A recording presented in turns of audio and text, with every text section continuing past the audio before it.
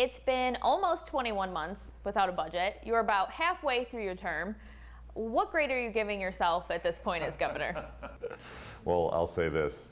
We need to change our system. It's broken. We need to grow more jobs. It's our number one priority. We need to help bring down our property taxes over time. We have the highest property taxes in America.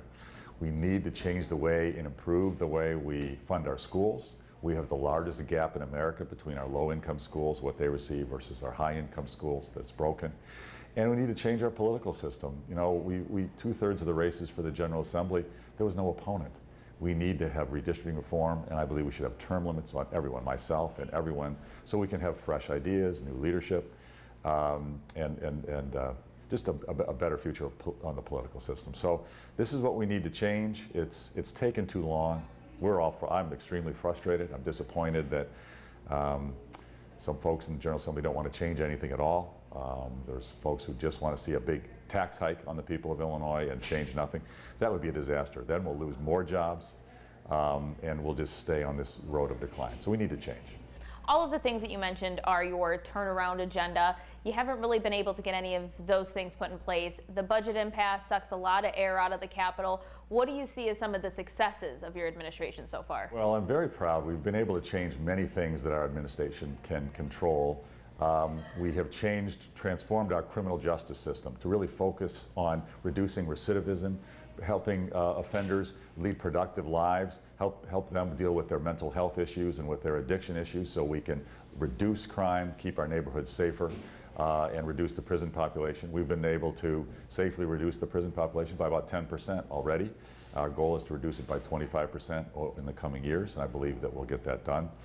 We've been able to transform Medicaid. We've already saved hundreds of millions of dollars for taxpayers in our Medicaid program. It's been being transformed.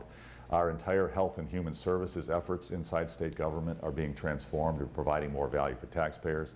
We are completely modernizing and upgrading our computer systems inside state government so we can increase productivity and get more value for taxpayers, and also provide a higher quality work environment for our wonderful, hardworking state employees.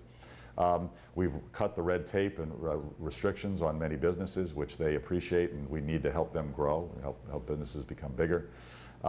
We've changed the ethics structure inside state government. We've gotten rid of the gift ban for the gift structure for lobbyists, and the revolving door for lobbyists, people coming in and out of our administration going to lobbying. We've gotten rid of that, and that helps things as well.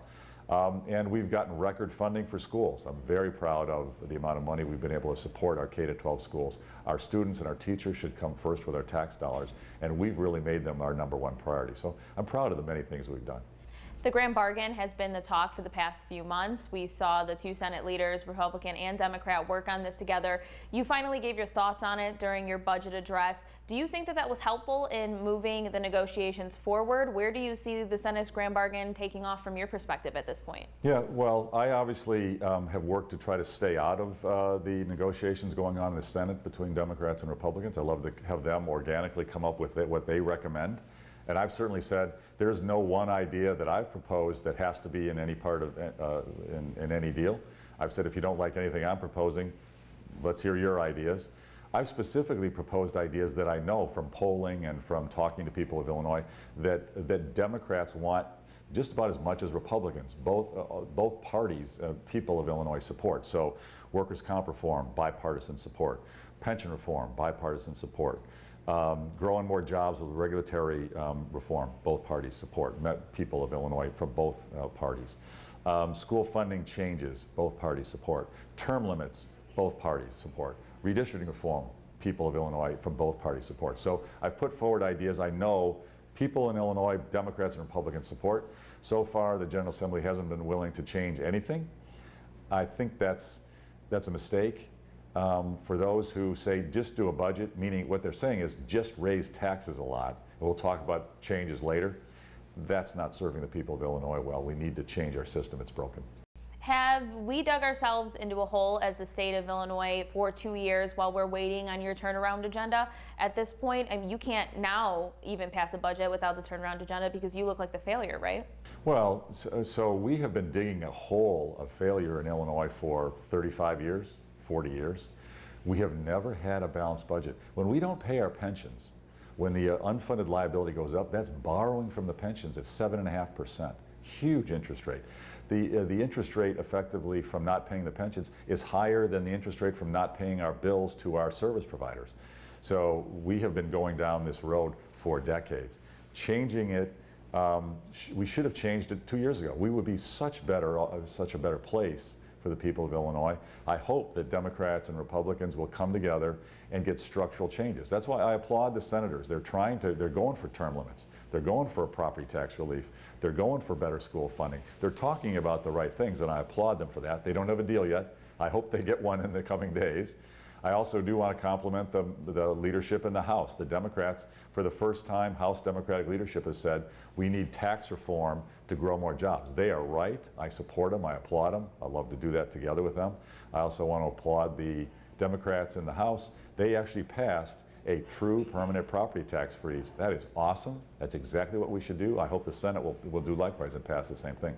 Your commission on school funding reform did come out with a report, but there's no legislation attached to it right now. And the state has done these reports for a decade now. What are you hoping to see in terms of legislation? What do you want out of a school funding reform proposal? Well, I think the work of the commission that was bipartisan, Democrats and Republicans made recommended changes to our school funding formula. I think the recommendations are excellent. I think they've gone farther than any other education funding reform effort of the past 25, 30 years. I don't believe it should be too hard to turn this into a bill. That's what I hope, and I've said that our administration could draft it if the General Assembly would like, or the General Assembly could draft it. I believe that the Senate is working on a draft of a bill at this point, and I hope it's part of a grand bargain. It would be the right thing to do for our students and our teachers. Let's switch gears and talk about AFSCME for a quick second. They authorized a strike vote. That's unprecedented. They've never taken that step in 40 years. What was different when your administration sat down at the table with them this time? Well, we have proposed a pretty fundamentally different contract than has been done before. Now I'll say we've gotten 20 of the other government unions to agree with our contract, but it is different. There's no salary increase for 4 years. There are bonuses based upon merit, based upon productivity. There's the allowance for volunteers to work in our state parks and in our health facilities. There's a different process for work rules. Overtime doesn't start until 40 hours, not 37 and a half hours. It has a health care plan that's very reasonable, very fair. It's different than what's been in place. What state employees have had for years is platinum equivalent health care coverage for basically not much more than bronze rates. That's not what taxpayers have. I don't think it's fair to taxpayers. So we've said, let's give state employees choice. If they want platinum, they can pay for platinum. If they'd like bronze, they can pay for bronze. And frankly, their rates wouldn't go up at all. Their costs wouldn't increase at all. But the health plan should look more like what taxpayers have in their lives. We think it's a fair and reasonable proposal. 20 unions have agreed with it. So what I'm hoping is that rather than the strike, I think a strike would be terrible. I hope they do not strike. That would be bad for, I believe, employees as well as for the people of Illinois. I hope we can just come together and implement our proposal, our last, best, and final offer together and get it implemented. Every day that goes by that we haven't implemented our contract is costing Illinois taxpayers roughly $2.5 million, give or take, depending on which pieces get implemented when, per day. Do you know how much a strike would cost the state? Well, I don't. I hope a strike doesn't happen. If a strike did happen, we would make sure that essential government services continue to be provided, no matter what. But the right answer is to implement our contract. Why not just return to the table, though? They keep asking for your administration to return to the table. This is just delay. They've got us in court right now delaying the implementation of the contract. This has been delay for years.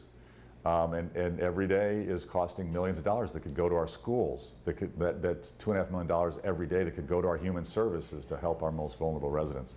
This is purely delay on the part of the leaders at AFSCME. We met 67 times. We met for more than a year. And really during that process, they didn't move at all. And now they say, well, let's talk more. What we need to do is implement our contract. It's fair, it's reasonable, and it will save taxpayers money, and it will be good for everybody.